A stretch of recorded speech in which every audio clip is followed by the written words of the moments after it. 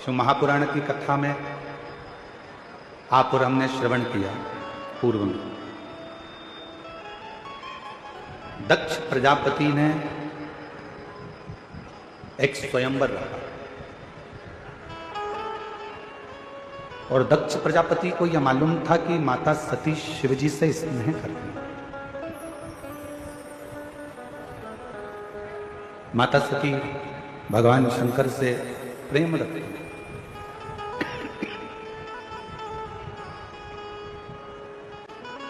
ये मालूम था, फिर भी 33 कोटि देवताओं को निमंत्रण दिया गया दक्ष प्रजापति की यहां सती मैया से विवाह करने के लिए।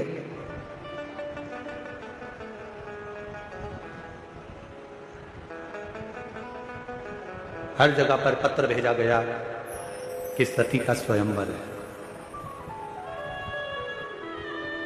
मां सती का विवाह है, स्वयंवर है। जब हर जगह पर निमंत्रण भेजा गया तो फिर एक निमंत्रण शिव जी की यहां भी भेजना था।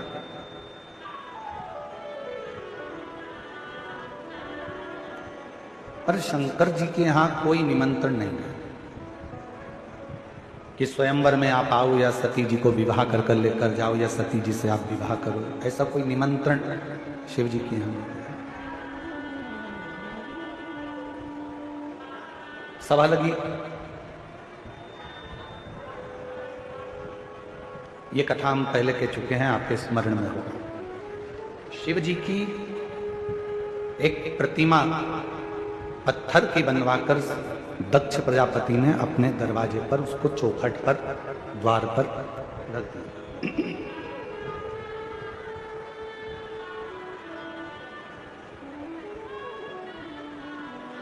अब जो भी मंदिर में आ रहा है, जो भी दक्ष प्रजापति के यहाँ पर आ रहे हैं, जो भी दक्ष प्रजापति के यहाँ पहुंच रहे हैं, वो सब शिव जी की उस पत्थर की मूर्ति को देख रहे हैं।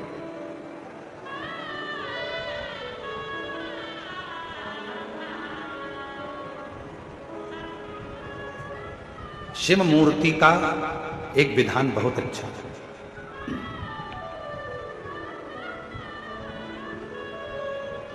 कई लोग शंकर भगवान की मूर्ति का निर्माण कर देते हैं, कई लोग शंकर भगवान की मूर्ति बनवा देते हैं कि शंकर भगवान की मूर्ति बनवाई है हमने, इतनी बड़ी बनवाई है हमने, इतना करा है हमने, ऐसा करा है हमने, वैसा करा है। मना नहीं, खूब बनवाओ, पर बनवाकर रखना ऐसी जगह पर जहां शिव भक्त उसका दर्शन कर लें। कोई भूल से भी अगर वहां से निकल कर जाए तो 2 अगरबत्ती लगा जाए, अगरबत्ती भी ना लगाए तो कम से कम एक बेलपत्र वहां पर कोई चढ़ाता हुआ चले।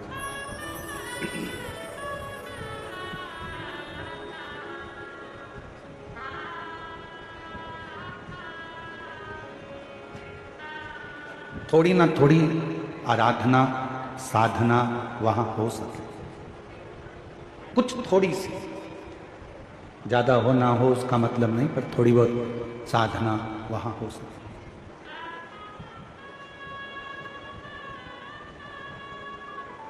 दक्ष प्रजापति ने अपने घर के दरवाजे के बाहर एक शंकर जी की मूर्ति बनवाई, स्वयंवर चालू हुआ।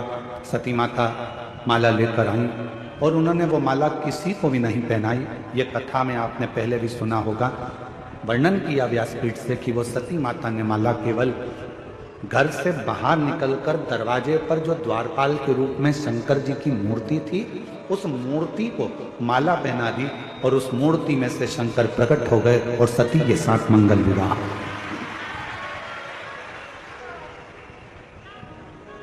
एक पाषाण की मूर्ति में से शिव प्रकट होकर अपनी भक्ति करने वाले को, अपने पर विश्वास करने वाले को भगवान शंकर स्वीकार कर लेता। भरोसा करना, भरोसा करा तो शिव ने उसको स्वीकार किया। अब यहां तक तो कथा आपने और हमने सुनी, पर इसके बाद विवाह होने के बाद जब माता सती ब्याह कर शिव जी के साथ जाने लगी, कैलाश पर पहुंच गई, दक्ष प्रजापति के घर में कोई संपदा की कमी नहीं थी, उनके यहाँ कोई वैभव की कमी नहीं थी, कोई दौलत की कमी नहीं थी, कोई धन की कमी नहीं थी। अब वहां जब पहुंची कैलाश पर, तो वहां देखा कि ना तो वहां पर सोने के लिए कोई पलंग था, ना कोई गादी थी, ना कोई तकिया था, ना कोई सेज थी, ना कोई पात्र था, ना कोई आभूषण था, ना कोई वस्त्र था।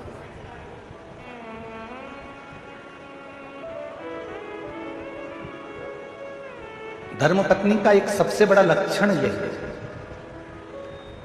धर्मपत्नी का सबसे बड़ा अगर क्रम है, धर्मपत्नी का सबसे बड़ा लक्षण है, तो सबसे बड़ा लक्षण धर्मपत्नी का एक ये भी है कि पति के घर में अगर कुछ भी नहीं है तो भी उसके मन में ग्लानि ना आए। विवाह माता पिता ने करा है, विवाह हुआ है, जिसके साथ मैं विवाह कर कर जा रही हूँ, जिसके साथ मैं शादी कर कर जा रही हूँ, अगर मेरे देवाधिदेव महादेव मेरे साथ में है तो पत्नी को यह विश्वास होना चाहिए कि मैं इस घर में सब कुछ लाकर भर सकती हूँ, इस घर में संपदा बना सकती हूँ।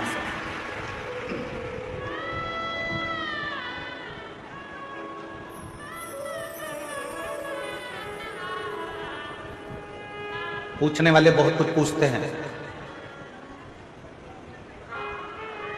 एक बार किसी ने पूछा, गुरुजी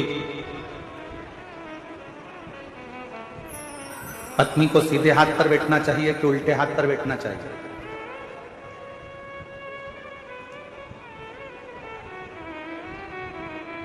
हे गुरुजी, पत्नी को सीधे हाथ पर बैठना चाहिए कि उल्टे हाथ पर बैठना चाहिए?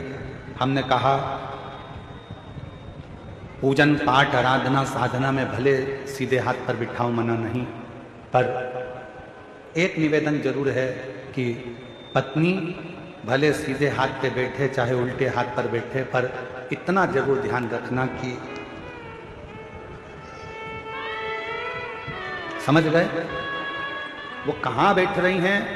आपके राइट हैंड में बैठकर भगवान की भक्ति कर रही हैं, आपके लेफ्ट हैंड में बैठकर भगवान की आराधना कर रही हैं, मना नहीं। धर्मपत्नी को दिल में भी बिठाओ, मना नहीं, आपकी अर्धांगिनी है। नैनों में बिठाओ, अपनी पत्नी के शब्दों को कानों में बिठाओ, मना नहीं। हृदय में बिठाओ, मना नहीं। पूजन में राइट में बिठाओ, मना नहीं है। लेफ्ट में बिठाओ, मना नहीं है, पर सिर पे मत बिठाओ। क्यों? सिर पर किसको बिठाना है? पत्नी को दिल में, और माता पिता की आज्ञा को सिर पर बिठाना चाहिए। पत्नी को कहां बिठाना चाहिए? दिल में, और माता पिता की जो आज्ञा है, माता पिता की जो आज्ञा है उसको सिर धारे कर, सिरोधार। क्योंकि तुम्हारे माता पिता की आज्ञा जब तुम्हारे सिर पर आएगी तो तुम्हारे दिल में जो तुम्हारी धर्म पत्नी बैठी है उसके भी सिर पर तुम्हारे माता पिता की आज्ञा है, क्योंकि वो हृदय के अंदर है, मन में है, दिल में है तुम्हारे। पत्नी सिर के ऊपर नहीं, पत्नी हृदय में बैठे, और माता पिता की आज्ञा, माता पिता के शब्द, माता पिता की आज्ञा सिर पर, सिरोधार।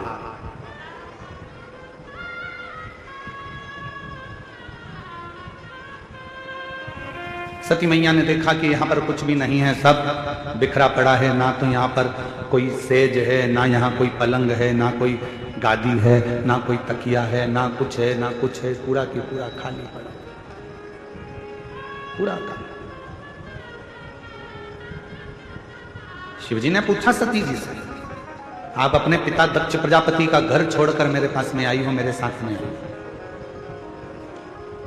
आप अपने पिता का घर छोड़कर मेरे पास में आई हो, मेरे घर में आई हो। यहाँ पर मेरे पास में कुछ वैभव नहीं है, धन नहीं है, दौलत नहीं है, संपदा नहीं है, सत्ता नहीं है, यहाँ मेरे पास में तुमको देने के लिए कुछ नहीं।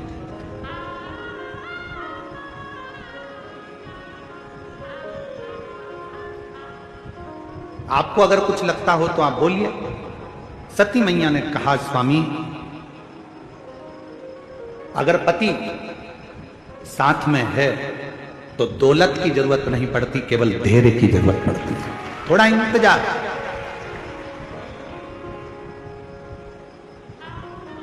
और यदि हमारे भीतर थोड़ा सा भी धैर्य है, आज के जमाने में धैर्य की बहुत बड़ी कमी हो गई। लोग कहते हैं कि मैंने तुम्हारे यहां काम करा तो मुझे उसके बदले में ये मिलना चाहिए। मैंने अगर एक लोटा जल चढ़ाया है तो उसके बदले में मुझे ये मिलना चाहिए। मैंने पशुपति व्रत करा है तो उसके बदले में मुझे ये मिलना चाहिए।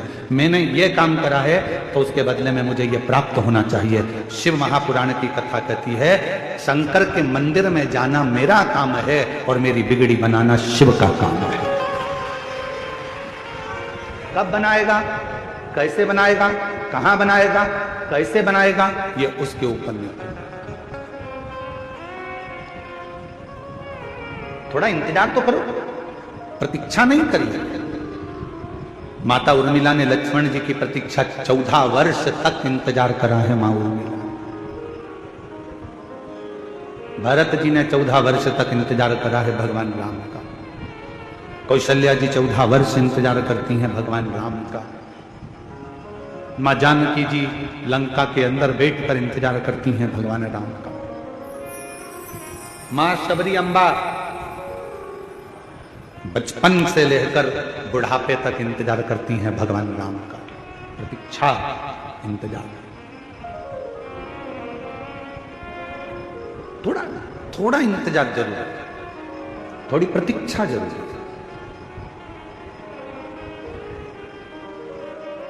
और फिर जब इंतजार समाप्त होता है, सामने हमारा परमात्मा खड़ा होता है। देवाधिदेव महादेव भगवान शिव खड़े होते हैं। जब हमारा देवाधिदेव महादेव, हमारा भगवान हमारे सामने होता है, तब एक सुख की अनुभूति होती है। आप कब तक चिंता में हैं? जब तक आप शंकर भगवान के दरवाजे तक नहीं पहुंचे। आप कब तक चिंता में हैं? जब तक शिव के सामने जाकर नहीं बैठे।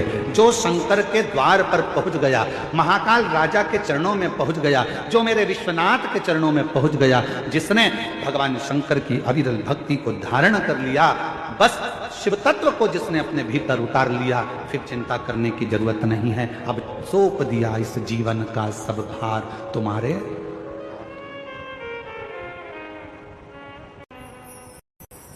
इस जीवन का सारा भार, सब कुछ अब तुम्हारे हाथों, सब।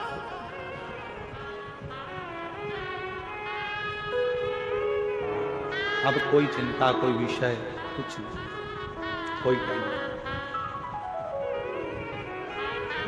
बैठ गई ट्रेन के अंदर, चिंता छोड़ दी।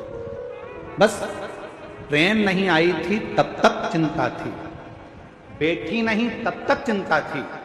जब आ गई, जब तुम शंकर की शरणागति में पहुंच गए और शंकर जी के सामने बैठ गए, फिर कोई चिंता नहीं, कोई चिंता। हम तो बाबा के भरोसे चलते हैं, हम तो बाबा के भरोसे चलते हैं। ये दुनिया वाले जगते हैं, दुनिया वाले जगते हैं, हम तो बाबा के भरोसे चलते हैं, हम तो बाबा के भरोसे चलते हैं। ये दुनिया वाले जलते हैं, ये दुनिया वाले जलते हैं, डमरू वाले के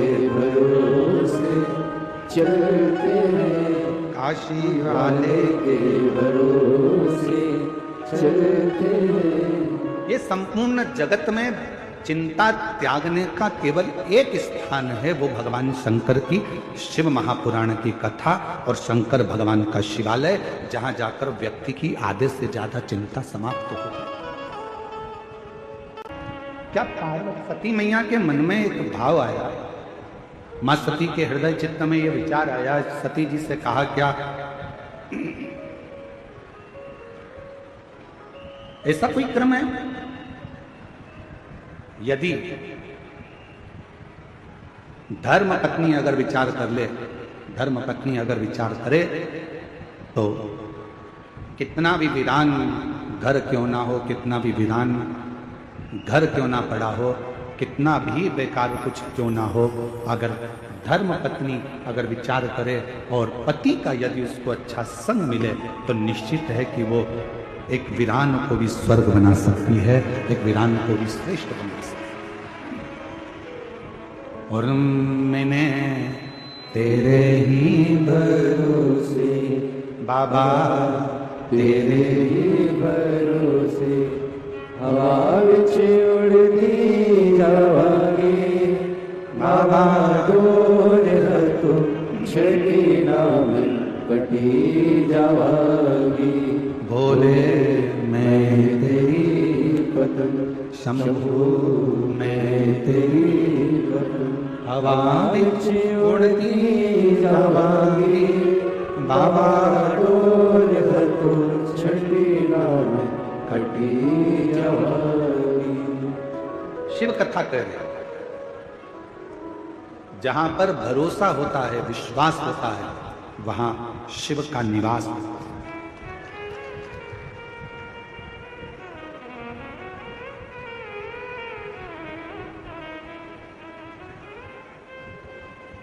एक रायगढ़ जिले के अंतर्गत, छत्तीसगढ़ के ही रायगढ़ जिले के अंतर्गत गहिरा एक गांव, सुना है नाम कि नहीं सुना? जम के तो बोलो, कौन सा गांव? गहिरा। वहां वनवासी क्षेत्र में एक बालक का जन्म हुआ जिनका नाम था रामेश्वर, और आज पूरा क्षेत्र छत्तीसगढ़ उनको गहिरा गुरु के नाम से जानता है। जानते हो आप लोग? अरे जम के तो बोलो, गहिरा वनवासी क्षेत्र, आदिवासी क्षेत्र।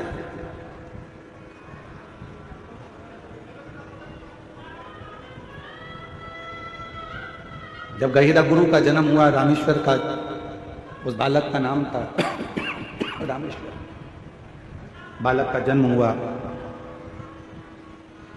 और गहिरा गुरु जब छोटे थे, बाल्यावस्था थी, बचपन था, एकांत में एक पेड़ के नीचे बैठ जाते थे।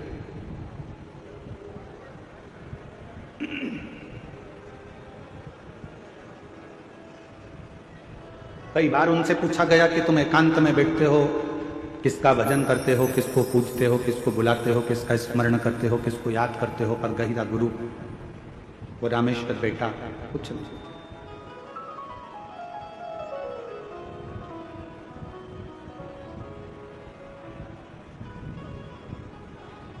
एक दिन पिताजी ने सूचना कराई गांव के व्यक्ति से कि मेरा बेटा रामेश्वर नहीं दिख रहा,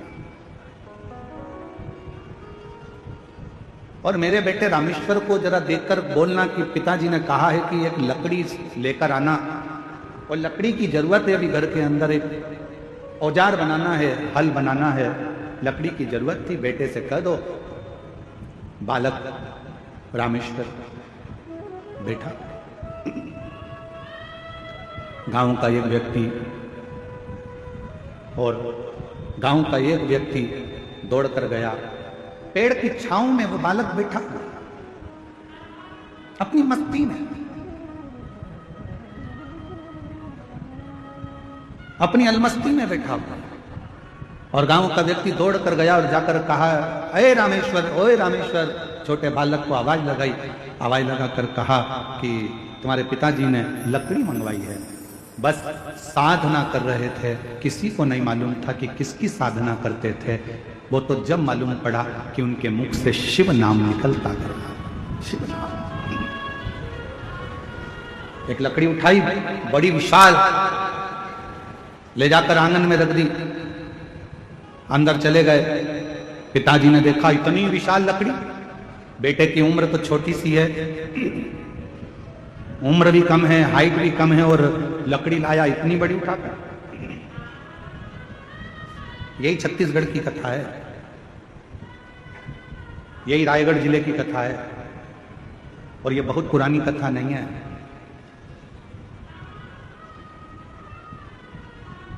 अभी की, ज्यादा पुरानी नहीं है, अभी की।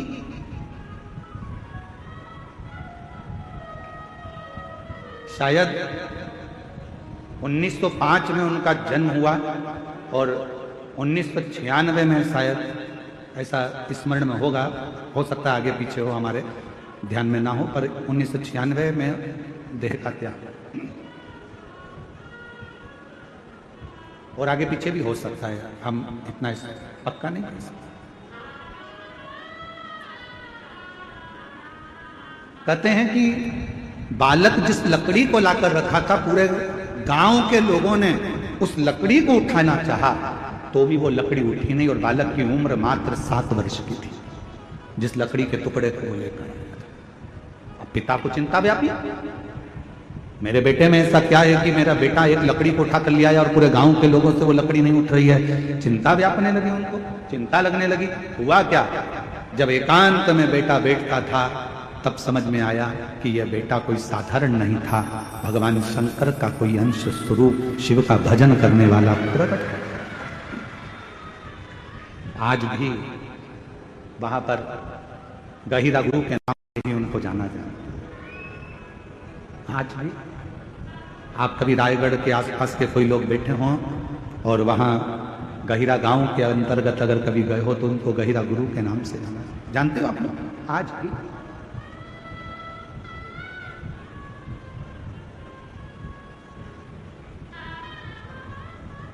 सबको सीख देते थे, संस्कृत पढ़ो, विद्याध्ययन करो, मांस का त्याग करो, पशुओं की बलि नहीं देना। आदिवासी थे, वनवासी थे, आदिवासी क्षेत्र में रहते थे, वनवासी क्षेत्र में रहते थे, पर नवयुवक बेटा बेटियों को, नवयुवक बच्चों को, नवयुवकों को दिन रात समझाने का कार्य करता था।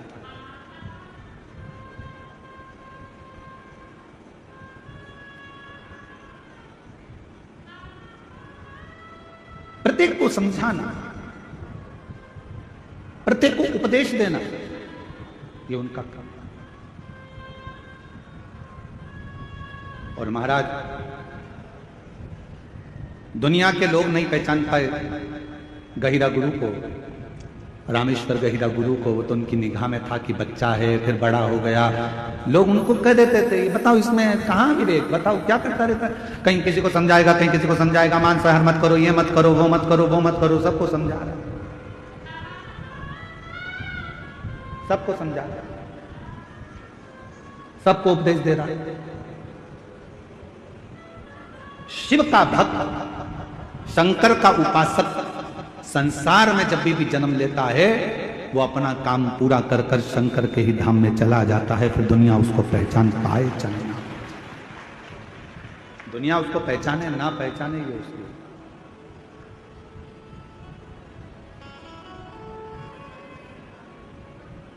एक शिव का भक्त जब पृथ्वी पर आता है तो शिव महापुराण की कथा कहती है कि, शास्त्र कहता है, शंकर भगवान का कोई भक्त, शंकर की आराधना करने वाला, शिव की उपासना करने वाला जब मृत्यु लोक में आता है तो उसको 33 कोटि देवता भी पुष्पों की वर्षा कर कर उसका जन्म देते हैं पृथ्वी पर। और जब वो संसार सागर से जाता है तो भी देवता, 33 कोटि देवता उसके लिए दुमदुमियां बना। जगत गुरु शंकराचार्य जी, जिन्होंने भारत की भूमि का ही नहीं पूरे राष्ट्र को अपनी विद्वत्ता से गौरवान्वित किया था।